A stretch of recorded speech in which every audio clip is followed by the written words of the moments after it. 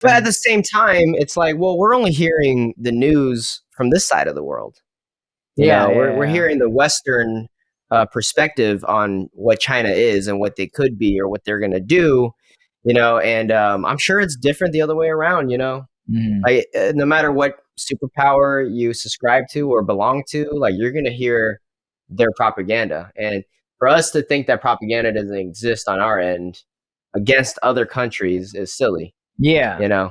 Basically, everyone's got something to sell, and it's just a matter of you deciding whether or not you like being sold what they're selling. And I would argue that we have the greatest propaganda tool, which is Hollywood.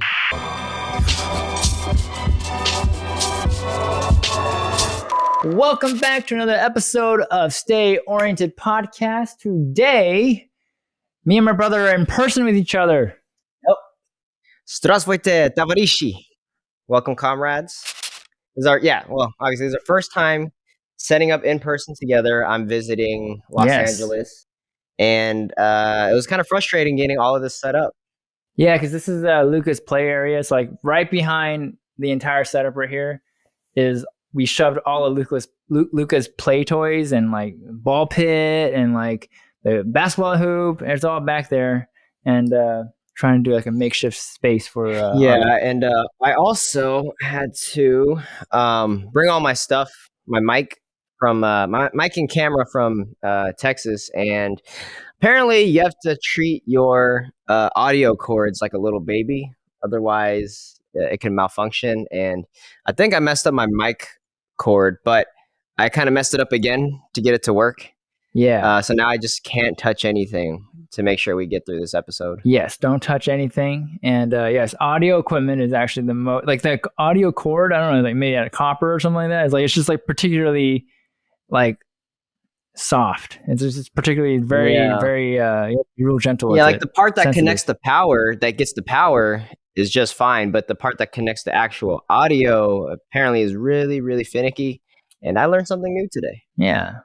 And we have a 3-camera setup. We usually just have our webcams on, but now today we got a 3rd camera over there. And I don't know, we went through the hassle of like treating this like a very professional set. And now that we're here, I'm like looking out the different angles that we got. Like, we could have just made it through with 2, and no one really gives a fuck if they see both of us in the same shot. Yeah, it's cool. We did it. We're here. So let's get it started. Not sponsored by Truly. But we love Trulies. Yeah, we've been drinking White Claws. Either one doesn't really matter. I'm a seltzer kind of guy. I'm not a big drinker. Yeah. There you go. Cheers. Cheers. All right, what are we talking about today? How's your week been so far? Just as good as yours. So yeah, I guess we can just kind of talk about that real quick, just to break the ice. Yeah, why are you here? I am here because I was supposed to, Diana and I were both supposed to be here for Luca's first birthday, his birthday party. But some stuff happened at our business back in Dallas, so we had to stay back. And it was Diana's birthday this past Friday. So we're basically coming here for vacation and just to make up for missing Luca's birthday. Yeah, no, it actually worked out that you guys are coming in too, because we recently started a new project together. We're trying to expand the family business. I don't know if we ever talked about this. So nothing's like cemented. Nothing is like super cemented, but we're going through the early motions of trying to set things up to have a second location for our family bar club. And it's really hard to describe what we actually are trying to do, because the first iteration of this family business was meant to be a coffee shop. And it somehow merged, it somehow transformed into a restaurant at some point, and then it turned into a nightclub. Well, okay, but then we kind of carried over all those elements. All 3 of those things together. Okay, so it was supposed to be a coffee shop in the morning, and then we had a full kitchen that we would serve food all day after, lunchtime till dinner, and then at night it was supposed to be kind of like a nightlife establishment. But being in the area that we are in Dallas, and also just how we executed it didn't work the way we planned it to, and we're basically known for just our nightlife. And so in trying to open up a second location, We have to be a lot more methodical and really know what we're doing. Take all of the lessons that we learned from the first location and apply it to be more successful in the second one off the bat. Yeah. And would you say that you're gonna try some of the original ideas again, and then, or are you gonna just lean more heavily into what it's been and just kind of like duplicating? I think we want to lean a little bit into, or try some of the things that we originally intended, like bringing back some of the earlier elements. Yeah, but then yeah. this time, like having the know-how, or like, at least like process of elimination, right? Because like, Exactly. like you try the first time around, didn't quite land. Most likely the location had a big part in that. But this time around, you're gonna do it again. But this location seems to be a little more, I think it's a little more food friendly, food centric, right? Yeah. And also the second time around, we'll have Diana, my wife, to help us. wife. To help us open this one, and Casey's consultation as well. So we're just gonna be we're gonna be a much better team this time around, trying to figure things out. Yeah, so I've actually hopped on board. Like, I've never really been that involved with the family business because I've always had my own thing going on over here. But lately, like I think with Luca kind of changed my mindset a lot. Like I've never been very entrepreneurial. I've always been like, I'm like like the evil henchman in movies. I'm just like a dude for hire. I make videos. I can do graphic design. And, I'm a storyteller. I'm like, if you got some of that stuff that needs to be done, I'm your man. I'm good at what I do, and I've always viewed myself like that. But then now that Luca's around, I'm like, hold on a second. You mean I gotta pass down stuff to this person? That this person that I gave birth to, and like whatever he has in life now is basically what I can achieve. And I was like, fuck, I kind of wish I could give him more shit. I'm like, I can't give him my skill set. He's gonna have his own skill set. He's gonna be the skill set that you do know. Yeah, but it's not the same as like inheritance. Yeah, inheritance, and just kind of like, I guess, like building wealth for the family, for the sake of the family. I've never really cared too much for that, and been, I guess, very, I guess you could, say I'm a very solo kind of guy. I'm like, I go my own direction. I'm gonna do what I like to do, and and if I make some money along the way, great. If not, whatever. And I care a little else. Yeah, but now I can imagine. Yeah, once you have a child, it's like you have to start really planning your future, because your future doesn't just go towards until you pass away, but then you got to look for the next generation, and how they're going to set up for their next generation. Yeah, like your future becomes super real once you have a kid. I feel like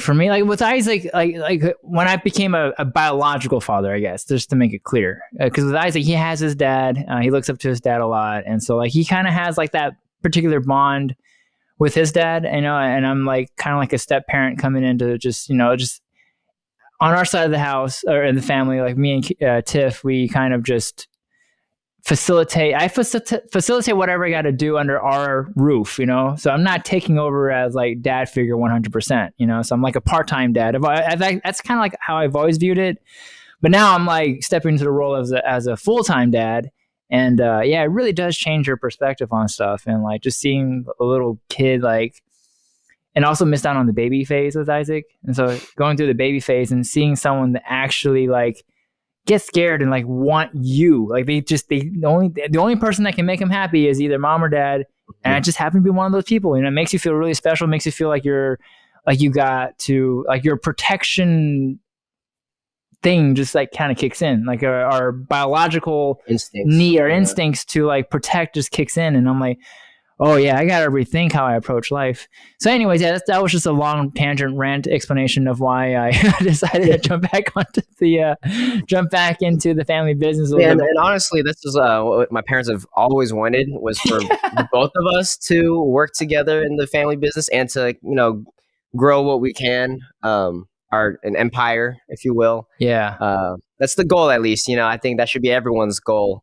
Because ultimately, it's like if you're an entrepreneur, a business owner yourself, it's like, why do you want to send your child to, well, at least, just inherently speaking, obviously there's different factors. People have different goals and dreams, but inherently speaking, it's like, why would you want to send your child to go to college to then work for someone else, unless they have a very specific goal in mind. Like I said, that could be different, but inherently you're going to want your child to stay close to you, keep the wealth within your family, and the time. And that's how you grow. Yeah, the time and the, what do you call, like, the values. You want to keep it within the family. You don't want your kid to work for someone else, and unless you in that particular field, yes, like it just really benefits to do that. Like for example, like more recently, I started working for Disney. And like I think working for Disney is great, and you can't obtain the things that Disney has access to unless you work directly with Disney, like things like that. But outside of that, I'm like, so just naturally speaking, it makes sense for you to want to encourage your children to work within the family business and to grow it. And then along the way, when you're successful, then you can, do some of your side passion things as well. So yeah, there's nothing wrong with that at all. You can't climb the corporate ladder if you want, but that's another tough road to go down. It is. It's hard to grow your wealth in a corporate ladder kind of setting. Yeah, I mean, you can do it, but it's safe though. I mean, I think you know what? It's interesting to bring that up because I'm like, there's a part of me that looks at corporate world or corporate life or just joining a company, and just having that steady paycheck month after month after month. I'm like, there's something very safe about it that security, I can. It's enticing, very very enticing. If you don't get bored easily, then and you want that stability, that's definitely the route to go. Mm-hmm. But if your personality is like, you like to have fun, you just like I like to dabble here and there, and like you're just willing to take that on. I think a lot of people don't realize how much responsibility that actually is. I think a lot of people probably fantasize like entrepreneurship or like they want to be a business owner one day, right? But then when you step into that role, it becomes so much more of a headache than you can ever possibly have. Yeah, you think about work even when you're not working, basically. Yeah, you don't get to clock out. Like, so if that's what you want, then go work for someone else. But if you like the headaches and you don't mind it, like you find it as like a challenge rather than a headache, then I guess entrepreneurship is good for you. What do you think? What about you? Are you an entrepreneur type person then, or are you? Like, that's all I know. I've never. Like after college, like my college degree was kind of a waste, but after college, pretty much I just started working with our parents, and that's all I really know. And it is tough. You do need some more like self motivation and discipline, which I have my days. Everyone does, but but ultimately, I feel like when you can reach a certain level, it probably there's no glass ceiling versus like working at a corporate place, unless if you can somehow you're like one out of whatever to actually make it to the top of that company. That's a very slim chance. But when you're an entrepreneur, yes, there's less job security, but you do have more freedom at the end of the day, so long that you're meeting your goals. Yeah, and growth can be very exponential too. I feel like when you're in the corporate world, like you're at the amount of growth you can get, unless you're like that top percentage in your industry. I feel like it's very linear. Right. Whereas like if you have your own business, it gets kind of it's exponential growth. Yeah, like it's tough. But yeah, it's fun. I'm excited to have Casey on board, just because it gives us more of a chance to speak more, get to know each other better, brainstorm together. We get to. I feel like we like stopped talking when I went to college, and then I feel like just more recently now, like we kind of like past few years, we kind of like started talking again. Yeah, I'm still trying to convince him and his family to move to Texas one day, but I can understand why if they don't want to. It's you're here in California. Where they live is very beautiful. Do you not see the allure of California life? Yeah, and they live in a quieter town where it's a little more like Texas. Well, I want to say it's like Texas, but it's more to what I'm used to. Yeah. Because the heart of LA is crazy. Yesterday we spent all day in downtown basically. Yeah, and downtown is it's tiring, and it's just like the we're not used to seeing like a tent city of homeless people in Texas. Yeah. That's always like a culture shock to me when I come to California, just seeing all the encampments everywhere. And they're like actually out of their minds. Like I feel like people that aren't from LA or like from a city that's like this, where they have encampments. Encampment, is that the word? Encampments? Encampments? Tent cities. Yeah. Encampments, I think, is a different word. Okay. I don't know. I could be saying something wrong. Yeah, but tent city, I hear San Francisco definitely has it. Yeah, we saw that when we went together. I hear about Toronto, and I could be wrong, but I think I've heard about Toronto being kind of having this. Austin, Texas is the city. Well, that's like the California of Texas. A lot of people in Texas don't consider Austin, Texas. Some people even go to say even Dallas isn't Texas, but those are the people who like work on ranches and stuff like that. Yeah, they're just they're in a unique case of thinking. Yeah, really. But Austin kind of has a tent problem going on too, I think. Okay. Yeah. And if you're not from one of those cities that has that, when we say that it's scary to be in the city, like it's not scary. I would say scary, it's unnerving because you have these people walking around like zombies, like a zombie movie. They're just walking around. They're doing their own like, they're just like kind of like mumbling to themselves like a zombie would. They're sometimes foaming at the mouth like a zombie would, and they're just waddling around like a zombie would. And then sometimes they just they'll do these quick movements. You're like, what the fuck? Yeah, and usually I think they're harmless, but I mean, occasionally you see something on the news where I've seen some viral videos, and you're just like, fuck, man, like that. So when you see that, and then you're in the city, you're like, oh shit, I hope I don't become viral, But yeah, like we crossed the street yesterday to try to walk from somewhere to Chinatown, Olvera Street. There we go. And we walked across the street to like literally an entire sidewalk of tents and homeless people. Yeah, it forces you to walk on the street. Why did we come this way? Like we should have crossed the street the other side. And we ended up doing that, but it was just culture shock to a Texan who's not from Austin. But yeah, I've seen it every time I come here, basically. Yeah, and I'm like, I don't know, I'm like on the fence of like like people like have a lot of empathy for people in these situations, and I'm like, yeah, I do too. I'm like, I look at them and I'm like, I look in their face. I try to like look at their faces, and a lot of times they're young, humanized. Yeah, and they're like sometimes they're really young people, but they just look really old because they're so disheveled. And I always think to myself, I'm like, who could you have been in this life if you didn't come across meth? Like who? I mean, honestly, that's probably majorly the issue is probably drugs. I would say, especially when you have like the younger people out there. If it weren't for drugs, what else could it be?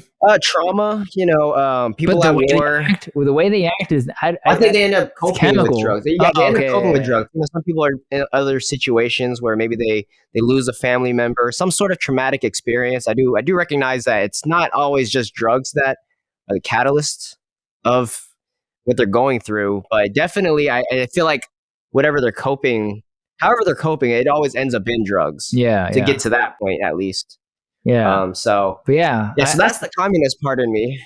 You communist. Just kidding. You fucking I do think that would be the government's responsibility to some extent to try to I would say to rehabilitate these people. Yeah. I think we need to somehow figure a way to integrate them back into society instead of just letting them roam the streets or, like they build homeless shelters and stuff, but it's like, well, what are you actually doing to try to break them out of that cycle? I can't say I know enough about it. I never did research about it.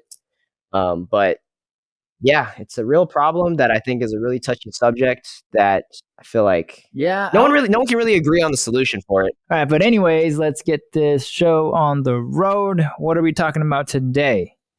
We are talking about how the soy sauce dress. The soy sauce dress. So apparently there's this, not apparently, there is this girl on TikTok who went viral after making a video talking about her experience at Saks Fifth. It's somewhere here in LA or Hollywood or something. Saks, I don't know. Yeah, some store in Hollywood. In Beverly Center or something like that? I don't know. I don't live here, so I don't know.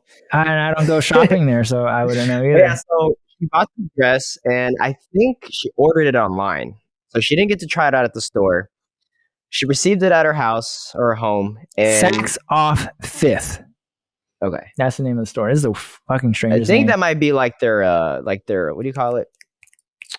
Not their actual store. It could be. I don't know. You know what? I don't know. Anyways, she ordered a dress online from Saks Off 5th. Saks Off 5th. Saks Off 5th. And then she Saks received on, it. Saks off. And then she tried it on one time. So she did wear it just to try it on. I'm guessing it didn't fit her right. So she returned it the next day in person at the store. And upon trying to return it, the worker, for some reason, decided to sniff the dress.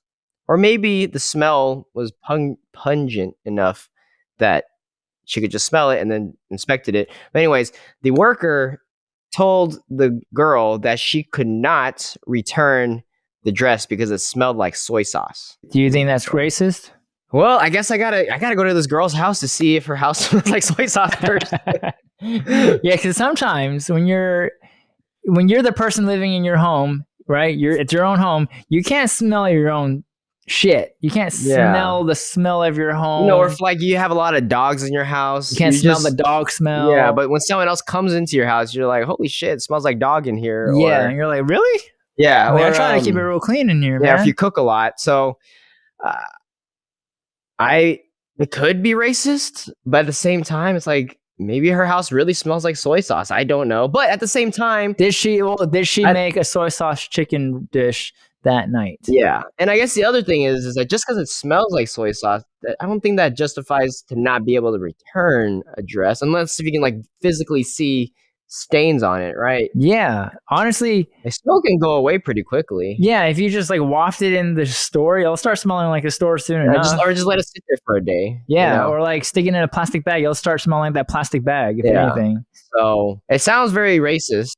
I think it's racist. Probably racist. Yeah. But there is that small chance that her dress really stunk of soy sauce. Okay, but even if it did smell like soy sauce, the way she brought it up, or even the fact that it has a soy sauce stain on there, like you're just like, oh, that's but to point out specifically that, hey, that's soy sauce. Yeah, it's like, hey, oh, you got a soy sauce stain here, or do you just say, oh, there's a stain on there? Stain, I don't know. There's a stain. There's the point that the fact that she pointed out specifically that it was soy sauce is what makes it feel racially charged. Yeah, or like say, we'll take the example that this is the most uncomfortable, like black people. If there's like a watermelon stain, or I think that's a fried chicken crumb there. You know what? Like, didn't you fucking see that? No.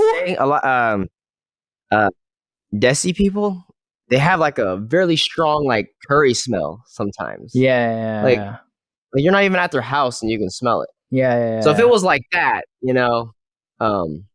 but still, you wouldn't tell somebody, "Oh, you smell like curry." You would, it's just really strong smell. Yeah, because there's an assumption built into it. Yeah, because you don't know for certain, So the fact that you're adding in an assumption, and granted, it might be a very quote unquote educated guess, and when I say educated, I also mean ignorant in a sense that it's just not very nice to say, but it is an educated guess, and even if you were like pretty spot on, it's fucking rude at the same time. It's like you're really kind of going to a territory that's just uncomfortable. And if you're trying to have customer service, which is what you do at Saks Off 5th, then you're really failing at your job. Especially if you're in Beverly Hills, right? Is it Beverly Hills? Or am I making that up? I think it was like West Hollywood. Beverly Hills. Yeah. I don't know. Something Ho was the area. WeHo. Yeah. So West Hollywood. Yeah. So I don't know. I call racist there, and you didn't have to say what it was. If anything, if you're very professional, if you were more professional, you would just say it smells. It smells. It just there's a can't quite put my finger on it, but it just I can't accept this because it smells. Yeah, I agree. Yeah, when you look at it like that. Yeah. Pretty racist. So Saks Off can fuck off. Yeah. So, have you ever had any encounters like that? No, never. Yeah, not like that. Why does it never happen to us? I just want it. I want it to happen to me just once so I can know what it feels like. Yeah. But it's never happened. People are so nice to me. Yeah, people are generally nice to me too. Maybe that girl just had a really fucked up face. You know, like you don't look like a nice person, and then just gets treated like shit all the time. Actually, no, I saw the TikTok. She looked normal. She looked nice. She was a nice girl. Really didn't deserve that, and her boyfriend was there with her too. So. Yeah, I think the boyfriend went to complain, you know, kind of stood up for his girlfriend, and then the store worker was like, "Oh, I can say whatever I want," and then the girl's point was like, "Okay, yeah, maybe you can say what you want, but so can we then," you know? Yeah, if you're gonna double down on the fact that you can say whatever the fuck you want, then that also means you're inviting everyone else to basically throw out the rules of niceness, and they can say whatever the fuck back at you. I mean, that's usually how it works. Which I do believe you can say whatever you want, but at the same time, if you're working for Saks Fifth or Saks Fifth or whatever, like you still have professionalism you gotta uphold. Yeah. It's called courteousness, you know? It's called being socially aware, you know? Like, you can say whatever you want. There's gonna be consequences, you know. You're either going to be treated like the pariah or you're going to be treated like some idiot. Which one do you want? Yeah. So, mind your manners. Mm-hmm. Is that you obviously didn't watch Bambi growing up. You know, you've got nothing nice to say. No one's saying anything at all. Exactly. So, yeah. Oh, God. Come on. Sorry. I am not used to like this mic being so close. Trying to get comfortable. I'm also trying to like stay centered on this thing. Oh, we can we can change this. Well, I feel centered, but then when I see your screen, I don't feel as centered. Okay, I think that works. Okay. All right, we're good now. Yeah, but in other retail news with Asians, Walmart incident, doppelganger incident, some Asian dude got arrested at a Walmart because he looked like another Asian dude. Yeah, he looked like another guy that they had like a no trespassing thing for? Yeah, so shoplifting? I don't know. So the guy that got the what do you call it? The no trespassing alert on was a bald Asian dude. And you know what? I'm looking at the pictures side by side. They don't look nothing alike. No. One guy's completely bald, the other guy has a buzz cut and like a big ass scar right above his lip. Yeah. Well, they both look rough around the edges. I would say that. I would say like, oh yeah, these guys definitely didn't go to Stanford, and they definitely don't work. They don't work in Cupertino. They both look like they could have had a past. Yeah, they definitely. I think they both do have a past. So basically, they arrest. Okay, so the guy that they're actually after, his name's Cody. Cody Vondelinde.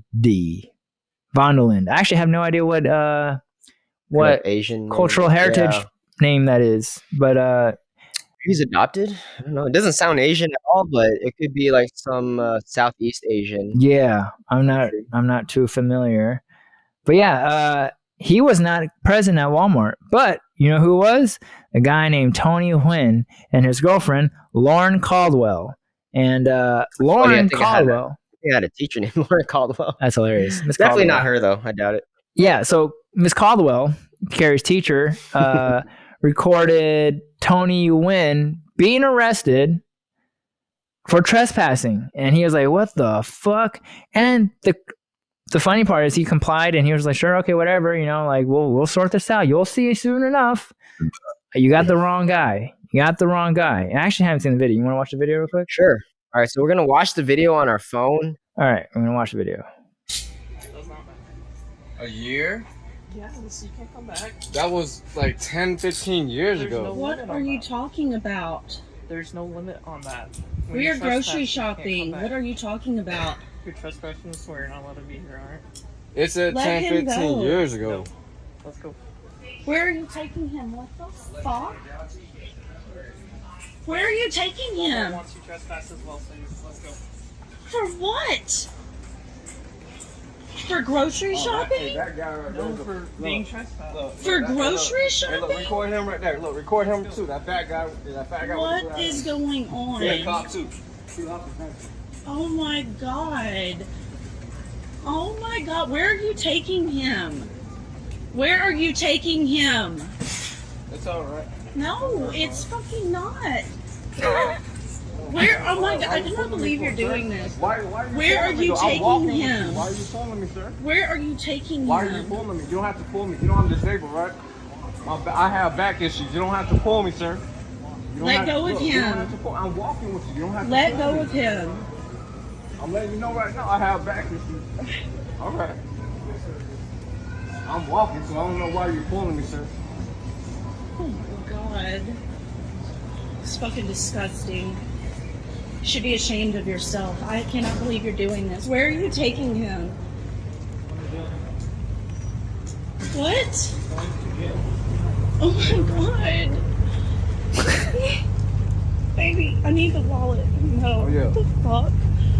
Where are the keys? My fault. I cannot believe you're doing this. You should be ashamed of yourself. I need the keys. away. Hold on, calm down. Just calm down. Just calm down. Just calm down. Give me- I need- Just calm I down. need Just the- calm down. Hold on. Oh my God.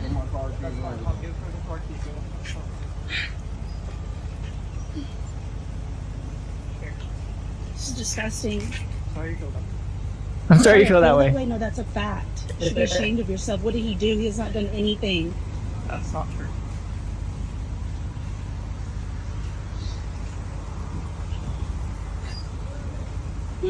It's an 11-minute video. Okay, we got the All right, gist. yeah, we got the gist of it. What if we missed out on the best part later? I doubt it. Should I skim through it? Maybe I should have prepped these videos. It's okay. You know what? We saw 2 minutes out of the 11 minutes. We get the gist of it. Yeah, and 'Cause the got wife's whole a story- comedian. We got She's the whole hilarious. story based off reading the articles. I don't think we need to watch the whole video. But but what happened later on? They released them, Okay. but then So they get to jail, and then basically they decide to ID. They decided to ID him once they get to the precinct. Yeah, they didn't ID him at Walmart to see if he was the person that wasn't supposed to trespass. Allegedly, they ID him at the booking Yeah, area. and that's when they realized they got a one Tony Wynn and not one The other dude, Cody Vonderland. Yeah, And so they let him go. But then they go, oh, hold on a second. Your trespassing problem does not end tonight. Because in 2013, this guy actually had a trespassing issue at the same Walmart. So in 2013, he went to the dentist, and he comes out of the dentist kind of loopy, according to the article. Laughing gas or something. Yeah, so he's walking around Walmart trying to do grocery shopping just like he did today, and he actually gets written up for trespassing. And so, to his knowledge, that trespassing thing only lasted a year. So he actually didn't go back to the Walmart for a whole year. And then now he's been shopping there peacefully. Which is what they were referring to at the beginning of the video that we just watched. He was saying something about it was only for a year, and then the cop or the security person was like, "Oh, it can go longer than what did they say." I don't know. You're alluding to that it's longer than a year. Yeah, it's longer than a year or whatever. What are the fucking chances that the wrong guy that they arrest also has a trespassing charge? So he doesn't deny the trespassing. He goes, it was only for a year. So he's actually like agreeing. He's complying the whole time, which I think he did the right thing. You know, he did what he thought was allowed. And do you, as a cop, should cops like? Not as a cop, as a cop, do you For training? We were taught that. If people are complying, do you think you need to like what? Is there a way to justify why a cop should keep pulling on their collar? Well, once they got him, and they're complying 100%. Oh, I will say probably not, but to that guy's, well, not really to his defense, but I feel like that cop security person was very inexperienced. He looked young. Very young. Probably was scared. I know the other guy's smaller than him, but as a cop, you're like the most villainized profession in this country. So you really don't know what might happen to you. So they're probably just scared. Yeah. Not to say he shouldn't be grabbing the guy like that, but I can understand why he might feel that way, being inexperienced and just being in that position. But maybe he shouldn't be a cop then, you know? Yeah, if he can't handle that particular situation, Because Tony Nguyen, the guy in that video, was being 100% compliant. Maybe he was scared of his girlfriend. His girlfriend was making it a bigger deal than he himself was. She's kind of funny. She was great. She actually made the video way more entertaining than it originally was. But yeah, I think for the cop, I think if you can't handle like what he had to do there, I feel like, I mean, I don't think I can handle it. I'm 5'3". I'm not one to say too much about judging people's ability to be a cop, because I know for sure I can't be a cop. But just, I guess based on what I saw, I do feel like that guy, the white dude cop, is much more like the type of person than I am too. I'm like, yeah, I will say, if you're going to be a cop, you got to be able to remain calm and in control without being forceful. Yeah. And which he was calm-ish, but you can tell he was on edge. He definitely was on edge. Yeah, and I think the best kind of cops, and I think this is a very particular kind of personality, is you can thrive in a high-pressure situation and yet still kind of have like some sort of like, customer service would be not the wrong word, but like basically they're still able to like talk to people like people, and then on top of that, know when to be like forceful if they need to be like that. You know, it's some psychological like fucking like you got to be there, like be ready, and it's difficult. I don't know how many people in the world can actually do that, but I feel like that's what's really that's what the public is wanting from their cops. Yeah, and I will say that guy should have been more relaxed. The cop should have been more relaxed because, one, you have the guy in handcuffs behind his back already, so it's not a whole lot he can do. He can run off, so maybe he's holding him tight. That's my second point. He's wearing flip-flops. If you can't chase a man down that's wearing flip-flops, then you should definitely not be a cop. True. I will say that. Because when you're wearing flip-flops, you dress for that day, not to plan to have to run away. Yeah, you know? Yeah, that's true. I had a rule. I've relaxed on this idea of a lot more now, because Tiff was like, "Why don't you wear flip flops from time to time?" I'm like, because if I ever had to run away, like in an action movie, I gotta be ready. I can't be caught wearing flip flops ever. Very true. Ever. I believe that also. So if you are wearing flip flops or sandals, you're basically probably running some nearby errands or something where you're not planning to have to. You wore your clogs today. You weren't expecting through a drive-through, so I wasn't expecting to run away. I was expecting to drive off. I was expecting to drive off. Yeah, so if that cop couldn't even handle that situation, then he needs some more training or find another profession, I would say. That's so true. Yeah. But the kicker is that he arrested him without IDing him. Yeah, they finally ID him, which goes to show this guy thinks that all Asians look the same or something. And that's pretty much what Tony is saying now. So Tony is he's filing a complaint and suing the county for wrongful arrest based on the racist idea that all Asians look alike. And I will say, Tony, you're one lucky motherfucker now. Suing them for $10 million. Yeah, which is something I like to see in my bank account one day. Maybe I should go walk around. Did they ever find the other guy? I don't know. They didn't even focus on the other guy. I don't even know it's all that important anymore.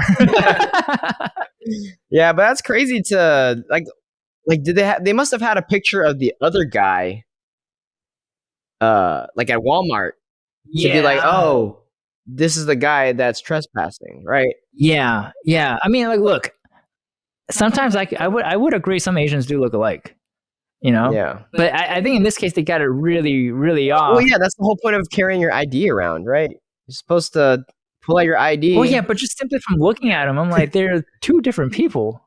Yeah. You know what I mean? Like, one has chunkier eyes, the other one has like more round. Like, one looks more like he could be Japanese or like, you know, like North Asian-ish.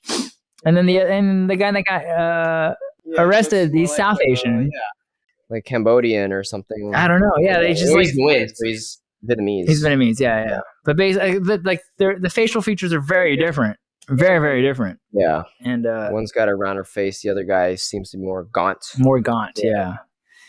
But that's crazy that this is even a thing. Like, yes, maybe you might be identifying the wrong person, but you're still supposed to ask for their ID first, Yeah.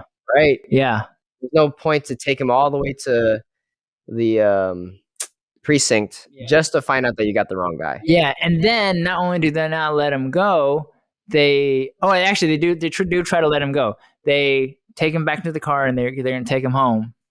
But while on the car ride home, they keep him handcuffed, which is actually part of the reason why he's suing them. He's like, okay, fine. According to the deputy, he said that they took his handcuffs off, but in the lawsuit, Tony is claiming that they did not take the handcuffs off. Yeah. Who do you believe?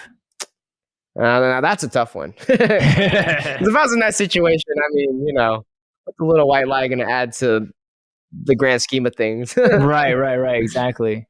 But yeah, I don't know. To me, the fact that he got it wrong, and if he allegedly kept him in handcuffs the whole way home after knowing that he got the wrong guy, I feel like that was a prideful move. Like he's trying to save face somehow. So he's like, well, it's procedure that we got to do this, and it's procedure that we got to take your photos. And, because so not only did he keep him in handcuffs, but they pull over on the side of the road while taking Tony home. And then he takes photos of his body, like the tattoos and all that stuff. Yeah. It's like for whatever evidence. I'm like, why can't you do that at the precinct? Yeah, that's true. Why couldn't you have done that somewhere more official? Yeah, maybe he was digging him. Maybe.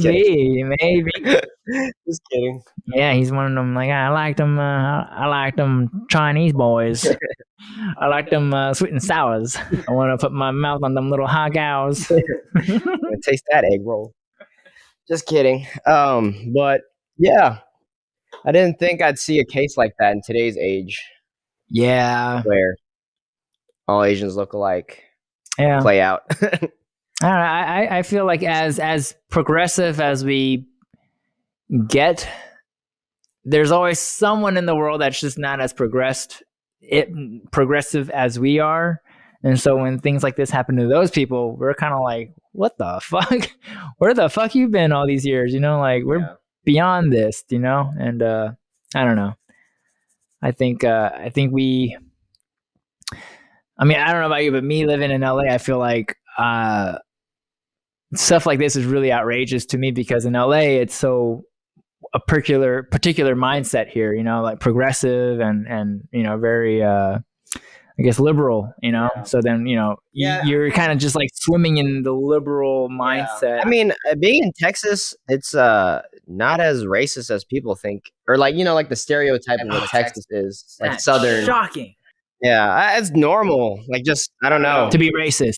I don't know. It's just normal. Like, yeah, you don't really talk about race in that way, and everyone gets treated the same unless if you do something bad. In my experience, from what I personally have experienced. Do you think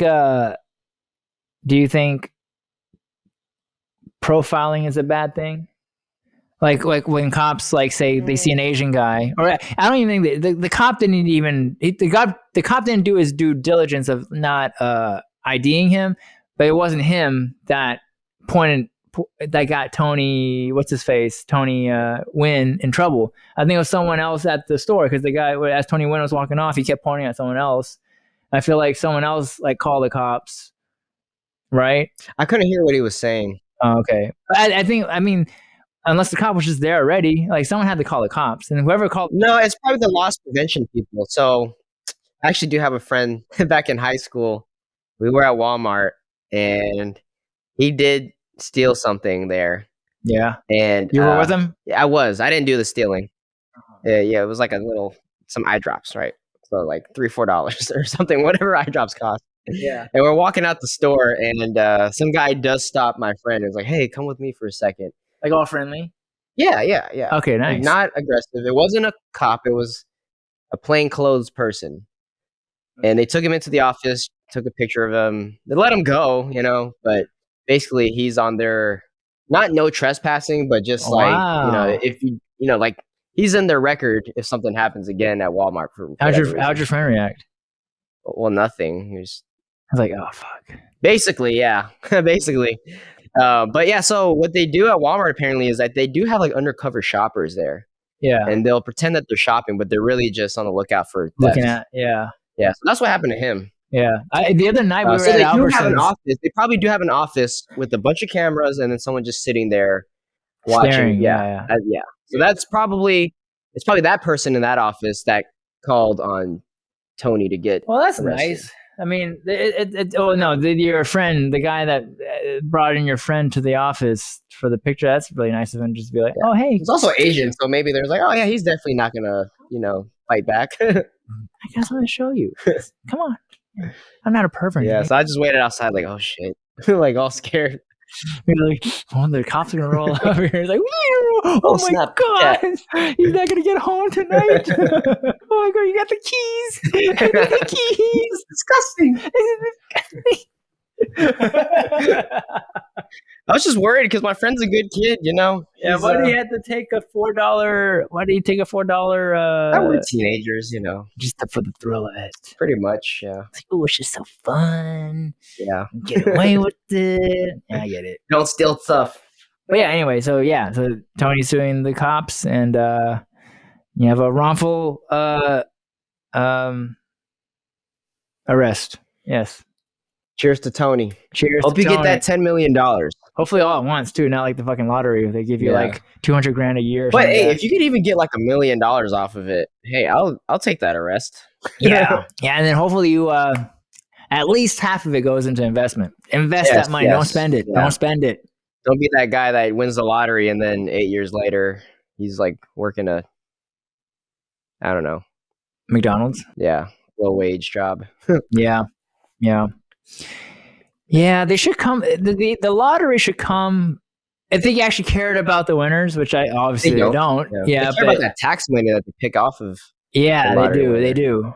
And I think what they should do though is, you win the lottery, it's like a program, like it's like you just signed up for this program, this club, and this club that you just joined should come with like a pamphlet, how to use your lottery winnings, what to do with your lottery winnings.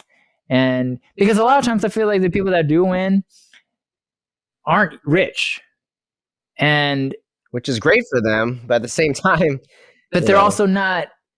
If they're not rich, that also means they've never come across money like that. And when you've never come across money like that, you've never most likely thought about how you would spend it or handle the money, right? And so if you've never thought about how to handle the money of that caliber, you're probably going to mishandle it, because you kind of have to think about it before you do anything with it. And if you've never thought about it, and now you're just like, oh shit, open season, getting that Ferrari, getting that Corvette, getting that house, getting that pool, getting that, and it's just like, and you don't have a plan to preserve your money or to make it, make it grow.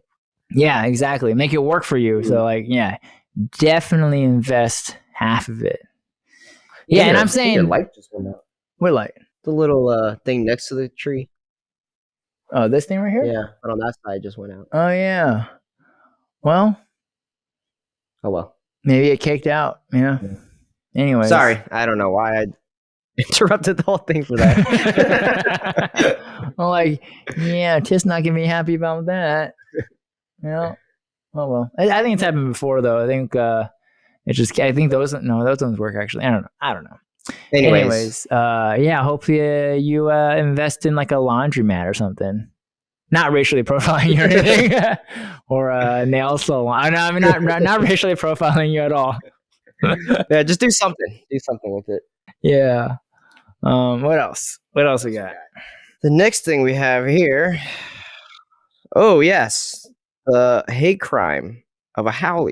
Oh yeah, I wanted towards a Haole. Yeah, I wanted to talk about this. We usually have hate crimes against Asians, and this one is kind of doing the flippity flops. And I guess it's not technically Asians; it's Hawaiians, Native Hawaiians. So I guess it's a minority. Oh gosh, you know what? This truly is getting me not thinking. Yeah, so these two Hawaiians are being charged for a hate crime against a white homeowner in Maui. If you guys don't know, there's like I thought you were saying they're charged for attacking a white homo.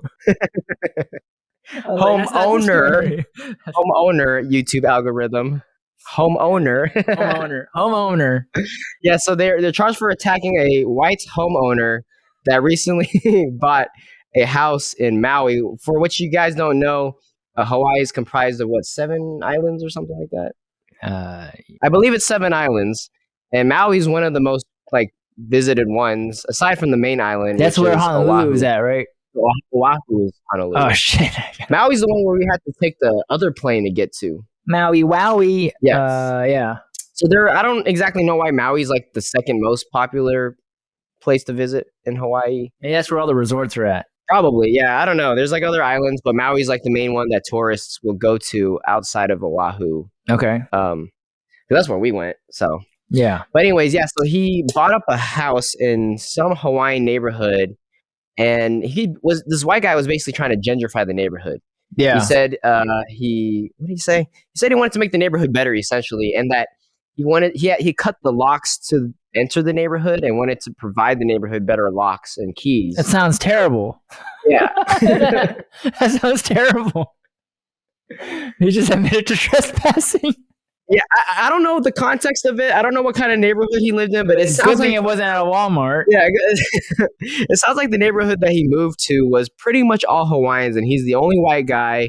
And this neighborhood, I would say it's kind of, I don't want to use the word primitive, but it's definitely not super westernized to our standards if you had to cut the locks to get into this neighborhood, right? It sounds kind of ghetto. Yeah. Is that the word?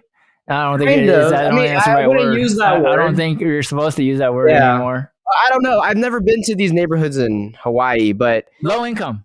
Low income, there we go. Because I know in Hawaii, they like to preserve their culture, and they're very protective of their own people. Yeah, and well, the Hawaiian culture also has a very particular thing called, there's a term there called haole, and this is what they kept referring to this guy as. So the perpetrators, the attackers kept calling the guy they attacked a haole.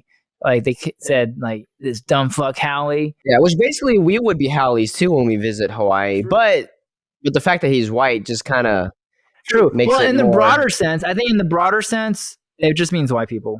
You think so? Yes. Okay. Because I had a Hawaiian girlfriend before, and she would. Well, the article explained it all wrong. They just said it was. I think that's the technical term, or maybe that's the modified 2023 definition, like the PC term. Yeah. Politically correct. If you had to make it political, this negative connotation of a word. Politically correct, it would be that. It'd be anyone with any foreigner that acts as if they own the islands, basically. I think that's the literal. Oh, you're right. The article did say that. So I'm not a haole. I don't think I own the islands when I go to Hawaii. Yeah, you go there and you're like, I'm a visitor. I respect your space, right? Whereas a haole is basically someone that goes there and be like, I'm gonna buy this shit up, and which I guess this white homeowner is technically doing, and he literally said that he was trying to make the neighborhood better, which AKA gentrification. You know, whether you could agree with it or not, you know, maybe in certain instances, but in Hawaii, they really native Hawaiians really want to preserve their way of living. Yeah, there's nothing wrong with that. Yeah, and like the ex-girlfriend told me that. So I'm getting I got contradictory stories. So I had some friends in Honolulu, and I would ask them this thing, and they said no, never heard of it. But my ex, no, my ex-girlfriend said, and she's from Big Island. She's from Big Island, Hawaii, I believe. And she said that on that island they have a thing called Haole Day, and Haole Day is a day where the Asians attack white kids. They beat up white kids. They just go around beating up white kids. You mean the Hawaiians beat up? Yeah, and the Pacific Hawaiians. Islanders. Yeah. Basically, the minority. No, actually, they're not the minority. They're majority. So it's a racist day, I guess. You know what? I have heard that, but that might have been through you. Oh, okay, probably. Because then I asked, you know what? Some friends I of do mine. know a Hawaiian person, Ask and I will them. ask them. Yeah, like is a holiday a thing, or is it just made up, or like it got lost in translation? I will ask her. Okay, cool.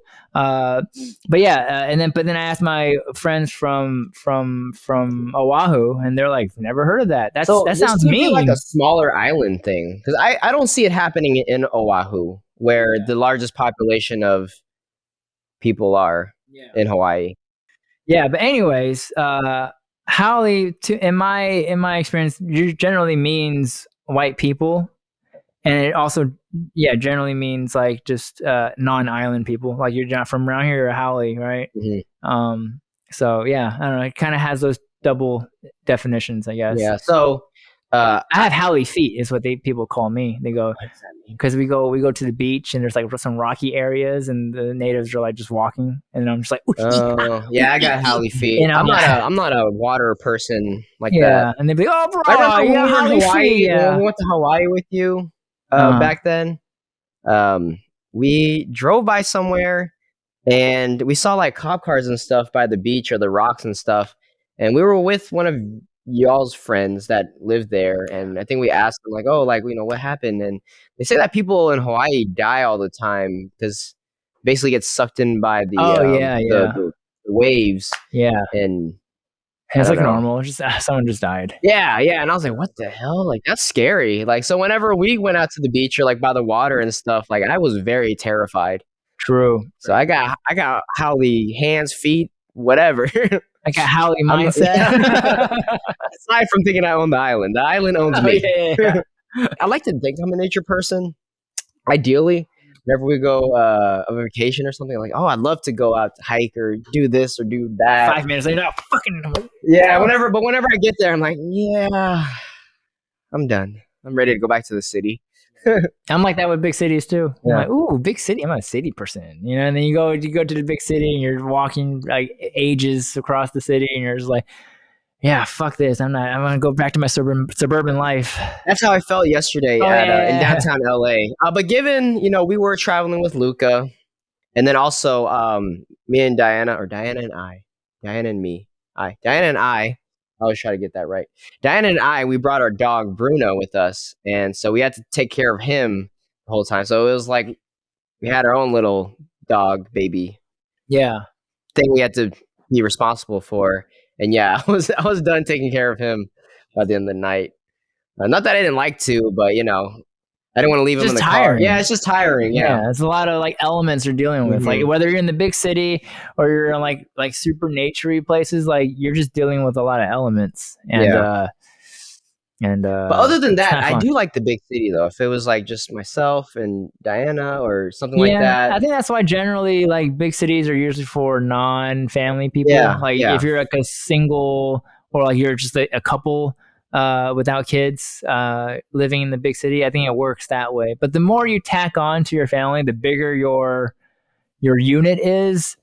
Yeah, you want some space. Yeah, you really want more comfort. You're not going to thrive in the city. That's what I hear about New York City. It's either for young people, super wealthy people, and then gay people. Ooh, to be young, wealthy, and gay at the same time. Yeah, which is why there's those prominent neighborhoods that are known for being like a neighborhood, essentially. Because they basically, typically, you know, they're not going to have kids. And they look like they're having a great time, too. I love it. So that city lifestyle is not for everyone. I do love to visit the cities, though. I love that like just wandering aimlessly. I like doing that. But it is very exhausting by the end of the day. Very exhausting. Yeah. Very exhausting. But wow, we were talking about Hawaii.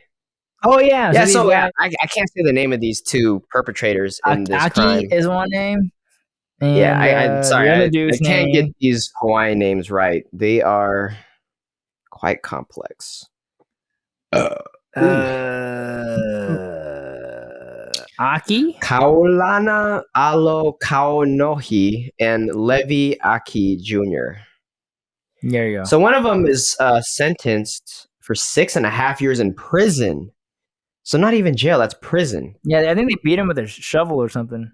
Yes, yeah, like, yeah. It wasn't just like got 4 years. It wasn't just like a beat down. It was like an assault. Yeah, I think this guy he'll probably have permanent brain damage to some degree. Maybe, I don't know. Hopefully he recovers. Yeah, but basically, I mean, I'm surprised that they didn't get sentenced for like what do you call it? Attempted murder or something like that. Yeah, Because when you shovel to the head, that is very that lethal. is really scary, man.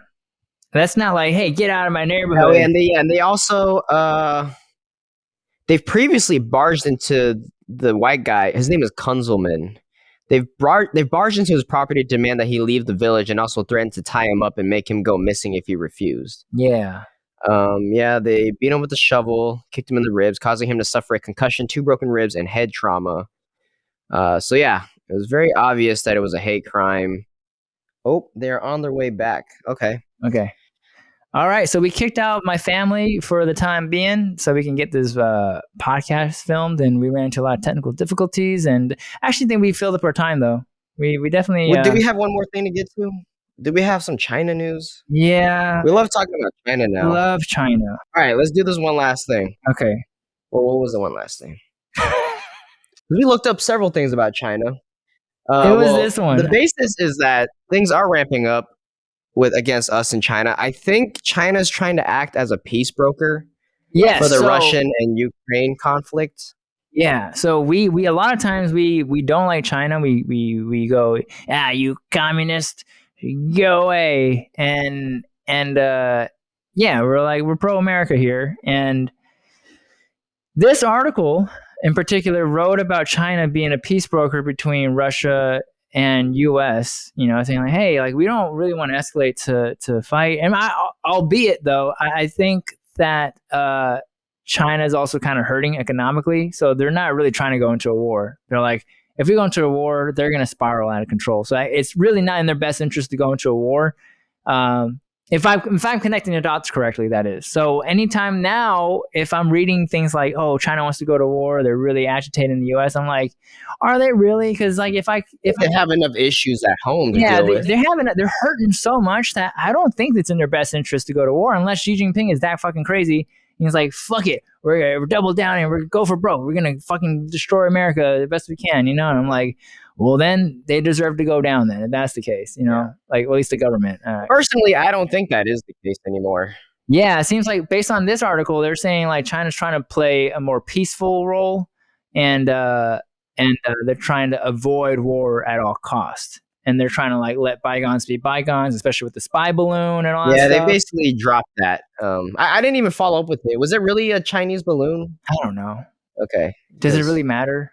It doesn't, but I don't know. I might sound stupid from our episode talking about it. I don't know. I'm sure we're going to sound stupid always from any particular episode because things always change. And we're like, oh, yeah, like this. I mean, I'm always like kind of like got this inner like thing against China, just because of like what they've done to Hong Kong, and like why is China so like weird and aggressive and so like one track mind and all that stuff. But at the same time, it's like, well, we're only hearing the news from this side of the world. We're hearing the Western perspective on what China is and what they could be or what they're gonna do, and I'm sure it's different the other way around. Like no matter what superpower you subscribe to or belong to, like you're gonna hear their propaganda. And for us to think that propaganda doesn't exist on our end against other countries is silly. Yeah. Basically, everyone's got something to sell, and it's just a matter of you deciding whether or not you like being sold what they're selling. And I would argue that we have the greatest propaganda tool, which is Hollywood, and how we're able biggest to marketing arm ever in the world. We're able to sugarcoat whatever we want and to spin it however we want. Versus, I guess China probably has their own Hollywood. They make movies, but they're probably way more straightforward with their propaganda. So I've always felt like, man, like America got compromised when China started investing in American movies, because that was the thing in Hollywood. It's like, oh, China's got their hands in our movies, so then they're gonna start doing Chinese propaganda and all that stuff, and like some communist shit's gonna happen or whatever. How do you feel about Chinese money in American movies now? Maybe they're gonna start not allowing it to happen. Maybe. Yeah, maybe China was playing ball at first, and then now with let's try to work this out and make your movie. You make some money. Yeah, I don't know. Yeah, that is a lot of contradicting things. Yeah, but maybe they were agreeing at one point. to work together, and then now with them trying to be the peace broker between Ukraine and Russia, now they're trying to egg on the Taiwan situation. Yeah. I really don't know, And I also think like sometimes when we talk about stuff like this, I feel like we're also reducing how the complexity of the problems, right? So like a lot of times we're like, yeah, so China did this and China did that and China did this and China did that. And we speak of it as if it's like one person or like one entity. I mean, it is one entity, but it's like that within that one entity, there's like factions and there's like, different people in charge and conflicting parties at the same time doing all those things, So it's like, and I guess, looking at our own country, we also have that same problem too. You know? So it's like, fuck, like which way are we pushing? Yeah. I think every country and every entity politically is like pushing in all sorts of different directions. Pretty much. It's always it's a constant game of tug of war. Yeah. If you're at the top, there's always somebody coming for you. True. But the article that we were really interested in looking at was talking about how, so we thought that China was like maybe not as communist as you can get, but we thought they were pretty communist. But there is this opinion piece from the South China Sea Post. Morning News. Yeah. I forget what it's called. But it is Morning Post. South China Morning Post. There you go. South China Morning Post. They're one of the bigger. I don't even know where they're based out of, but when I read articles about Asia and stuff like, they're one of the main ones. Yeah. We got to look into who owns them because that's also like a big part of context. Opinion pieces. Yeah, that's true. Pieces, what they're trying to push out. But in this piece, so we always thought China was super communist, but in this piece, they're talking about an ultra-leftist entity that wants to bring China back into its previous communist state, power structure. Yeah, so like the history lesson here is that Mao Zedong completely fucked up. He's the fuck up that really got China into like a really, really bad situation. And then Deng Xiaoping comes back in and is like, what? Kind of opened up America. I mean, not America. Yeah, opened up China. Again. Yeah, he was like, you know what? Capitalism's gonna work. We're going to do capitalism, but we're not going to forget some of the balance that is required to make capitalism work. Because if you let capitalism run its course without any sort of control, then it can go into tyranny very quickly. And so I think Deng Xiaoping was like, there's tyranny on both ends of the spectrum. If you let capitalism run, you have the winners of capitalism, the people that get the most money, they're going to run shit and leave nothing for the poor. Whereas like in communism, it's like, if you overthrow the government, make everything equal in the government's eyes, but then who actually controls stuff is the government, then you also have easy access tyranny for the government to become tyrannical. Yeah, so basically crony capitalism and totalitarian communist state is one and the same. Yeah. Really. And so Deng Xiaoping was kind of like the hero of China in terms of turning it from a shithole country into not a shithole of a country, a powerhouse country, I think. Yeah, now they are. Yeah. And then Xi Jinping is now kind of on the cusp of ruining all that, but he's trying to keep it going. Honestly, I think I got to look more into him because our dad talks about him as if he is ruining China right now. Yeah. And sometimes I'm like, well, what if that's our Western propaganda making him look this way? Yeah. So I don't really know. I would have to look more into him. And I've been trying to like hear more on the other side of things to see what other people are talking about.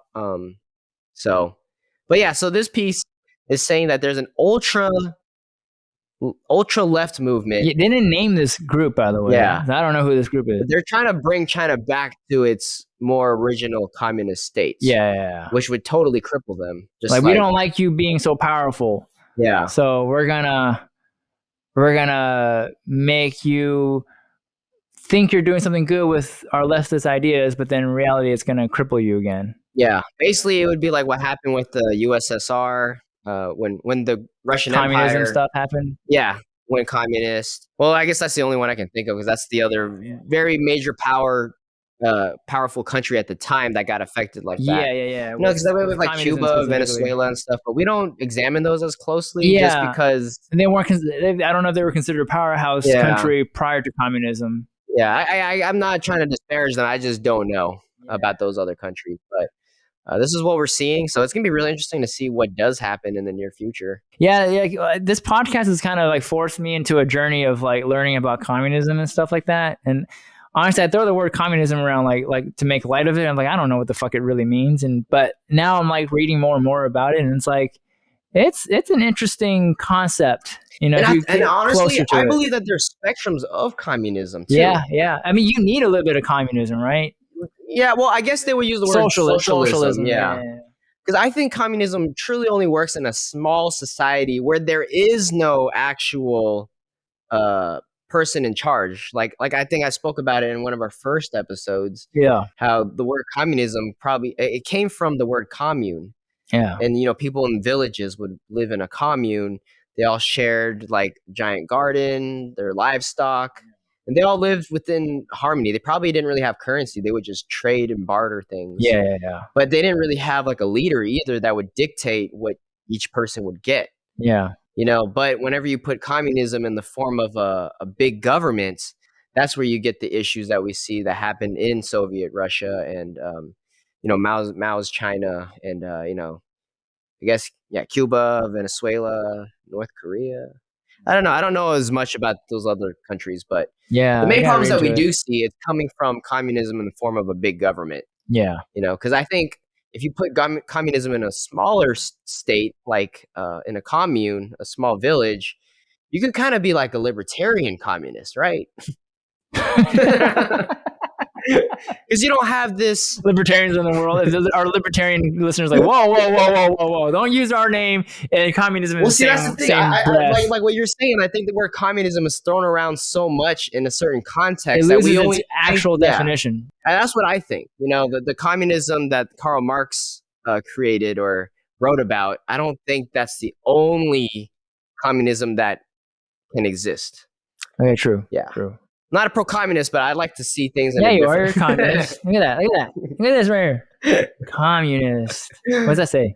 Tsitska. I think this is like Russia's, like maybe Moscow's, like a premier football team. Aka? No. UCK. Tsitska. Hey. It's a S sound, like a TS sound. Okay. The C is an S sound, and then K and A are. Well, what's the first letter then? S. Like that. And then C is also S. It's an S. The C is an S. I think if anyone here knows Russian, I might be butchering this, but I believe it's Siska. Siska. Yeah, it's a soccer team. Da. Da. That's all I know. Da is yes. Yeah, but anyways, our wives. Our dictator's about to come home. Yep. Just got in the car, heading over there. Okay, sounds good. Wrapping up. Okay. All right. All hail the wives. They're coming back.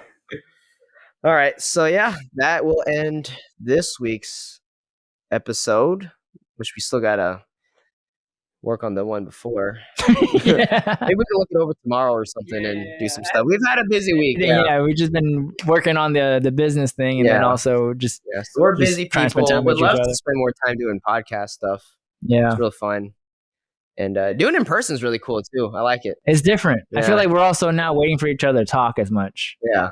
Because in person, there's no lag. Yeah. Because I think that's the issue with a lot of our previous ones. We're able to kind of see each other's body language more aside from what gets cropped from a screen. True. That's very true.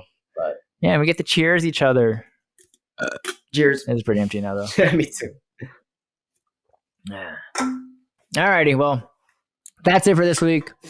If you liked what we talk about today, make sure to like and subscribe.